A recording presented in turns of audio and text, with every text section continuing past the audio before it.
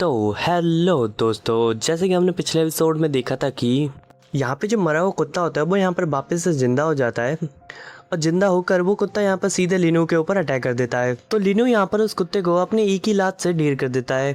अब आगे हमें यहाँ पर ये देखने को मिलता है कि लिनू के हाथ में एक बॉक्स होता है जिसको वो यहाँ पर रखते हुए उस डिब्बे को देखकर कहता है कि तुम्हारी आत्मा को शांति मिले। तो वो जो डिब्बा होता है ना, वो जो मरा हुआ आदमी होता है जिसकी पावर्स लिनू के अंदर आई होती है, तो वो उसी की ऐस होती है। तो लिनू यहाँ पर उस डिब्बे को रख देता है और उस कुत्ते की ओर बढ़ते हुए कह रहा होता है कि चल अब तेरी बारी है। तो लिनू यहाँ पर ये कहते हुए जब यहाँ पर उस कुत्ते को टच करता है तभी अचानक उस कुत्ते के अंदर से वही ब्लैक स्मोक निकल रहा होता है जैसा कि उस आदमी को जलाने पर हुआ था।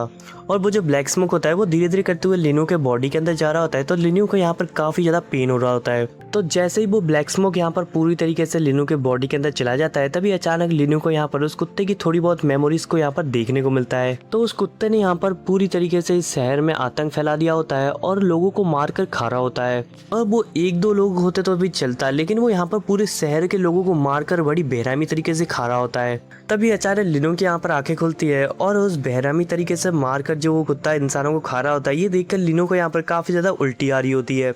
और वो यहाँ पर खुद को संभालते हुए कहता है कि क्या ये उस कुत्ते की यादें थी।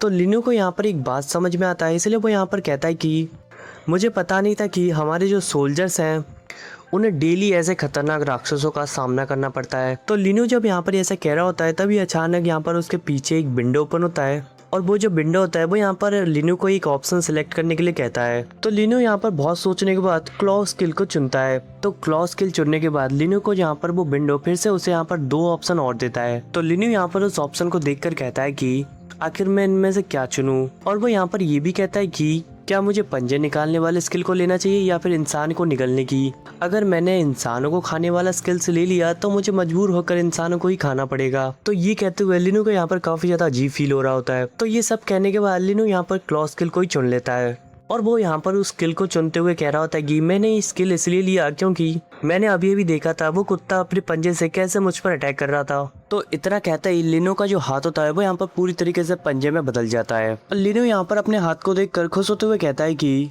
ये तो काफी ज्यादा कूल लग रहा है, मेरे हाथ पूरी तरीके से पंजे में बदल चुके हैं। तो लिनू जब यहाँ पर ये सब कुछ कह रहा होता है तब यहाँ पर बेंडो उससे कहता है कि सोल डिबार्बिंग सिस्टम को यूज करने के लिए तुम्हें 12 घंटे तक इंतजार करना पड़ेगा। तो इसके बाद जो लिनू होता है वो यहाँ पर उस विंडो के सामने बैठ जाता है और उस विंडो में देखते हुए कह रहा होता है कि मुझे इस विंडो की पूरी तरीके से जांच करनी पड़ेगी, तब जाके मुझे पता चलेगा इसके बारे में। तो वो जो यहाँ पर विंडो देख रहा होता है तभी अचानक विंडो में यहाँ पर उसको लिखा हुआ आता है कि मिलिट्री मटेरियल आर्ट।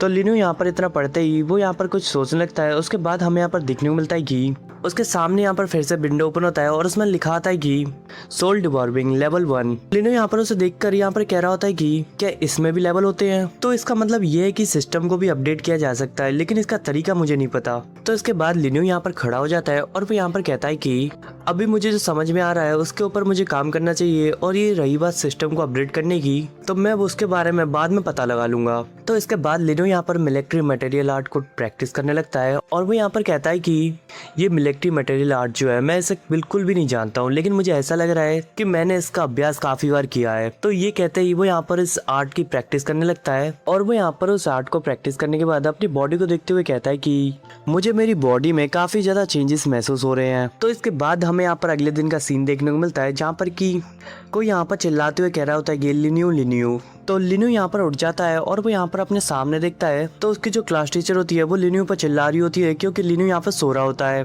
और वो क्लास टीचर यहाँ पे कह रही होती है कि तुम्हारे पेरेंट्स ने क्या तुम्हें यहाँ पर सोने के लिए भेजा है और एग्जाम होने में बस कुछ ही महीने बचे हैं। तुम्हारी इस ऊर्जा को देखते हुए लगता है कि तुम वहाँ पे तो कुछ नहीं कर पाओगे। तो जब यहाँ पर टीचर ऐसा कह रही होती है तभी अचानक यहाँ पर एक जो बच्चा होता है वो यहाँ पर लिनू के ऊपर हंसते हुए कह रहा होता है कि ये तो कुछ नहीं कर पाएगा, इसकी ऊर्जा को देखते हुए मुझे ऐसा लगता है कि इसे कोई ईंटें खिलाने के लिए नहीं कहेगा। तो लिनू यहाँ पर टीचर से कहता है कि आई एम सॉरी मैम। तो इसके बाद यहाँ पर जो क्लास टीचर होती है वो यहाँ पर क्लास डिसमिस करते हुए गुस्से से यहाँ से चली जाती है। इसके बाद हमें यहाँ पर लिनू को देखने को मिलता है जो कि यहाँ पर अपने मन में कह रहा होता है कि कल मैंने पूरी रात जग के उस मार्शल आर्ट की प्रैक्टिस की है जिसके कारण मैं पूरी रात सोया नहीं हूँ, लेकिन जो प्रोफिशिएंसी होती है वो सिर्फ 11% ही बढ़ी। तो लिनू जब यहाँ पर ये सब कुछ सोच रहा होता है तभी अचानक उसके पास वही बंदा आता है और वो बंदा यहाँ पर लिनू से कहता है कि अरे मेरे छोटे मालिक ने अभी तक पूरी नींद नहीं ली है और वैसे भी तू एक योद्धा तो बन नहीं सकता है, इसलिए अपनी बीमार बहन के साथ सड़क पे भीख मांग, इससे तुझे कुछ पैसे तो मिल जाएंगे। ये कहते हुए वो बंदा यहाँ पर थोड़ा सा रुक जाता है और काफी ज्यादा हैरान होता है क्योंकि लिनू यहाँ पर उसे घूर रहा होता है। तो वो यहाँ पर अपने मन में कह रहा होता है कि आखिर ये कुछ रिएक्ट नहीं कर रहा है और ये मुझे ऐसे क्यों घूर रहा है। तभी अचानक यहाँ पर वो पहले वाली लड़की आ जाती है और वो यहाँ पर चिल्लाते हुए कहती है कि ज़ाओली तुम ऐसा करके अपनी हद पार कर रहे हो। तो ज़ाओली यहाँ पर उससे कहता है कि लिनसेन ये तुम्हारा काम नहीं है, इसलिए यहाँ से चुपचाप चली जाओ। तभी यहाँ पर लिनसेन का हाथ पकड़ते हुए लिनू यहाँ पर उसे ले जाते हुए कहता है कि हमें इस बेवकूफ से दूर रहना चाहिए क्योंकि इसकी संगति का असर कहीं हमें ना हो। तो हमें यहाँ पर लिनसेन को देखने को मिलता है जो कि यहाँ पर काफी ज्यादा ब्लश कर रही होती है और वो यहाँ पर अपने मन में कह रही होती है कि पता नहीं आज लिनू काफी ज्यादा हैंडसम लग रहा है और उसकी बॉडी भी काफी ज्यादा चेंज लग रही है। तभी अचानक पीछे से ज़ाओली उसे चिल्लाते हुए कहता है कि क्या तुम मुझसे डर गया। तभी यहाँ पर लिनू रुकता है और पीछे मुड़ते हुए ज़ाओली से कहता है कि अगर तुम मुझसे पिटना चाहता है तो क्यों ना हम एक मैच रख ले। ज़ाओली के पीछे जो खड़े बंदे होते हैं और खुद ज़ाओली भी यहाँ पर हंसते हुए कह रहे होते हैं कि ये लड़ेगा ज़ाओली से जिसके पास कोई टैलेंट ही नहीं है। तो यहाँ पे मैच शुरू हो जाता है और लिनू यहाँ पर उससे कहता है कि अपने रिस्क पर ही मुझसे लड़ना क्योंकि पता नहीं मैं तेरी कितनी हड्डियाँ तोड़ूंगा। तो यहाँ पे ज़ाओली कहता है कि देखते हैं। तो इसी सीन के साथ आज का एपिसोड यहीं पे खत्म होता है। मिलता है नेक्स्ट एपिसोड में। तो गाइस अगर आपको इसका नेक्स्ट एपिसोड जल्दी चाहिए तो लाइक और कमेंट करना।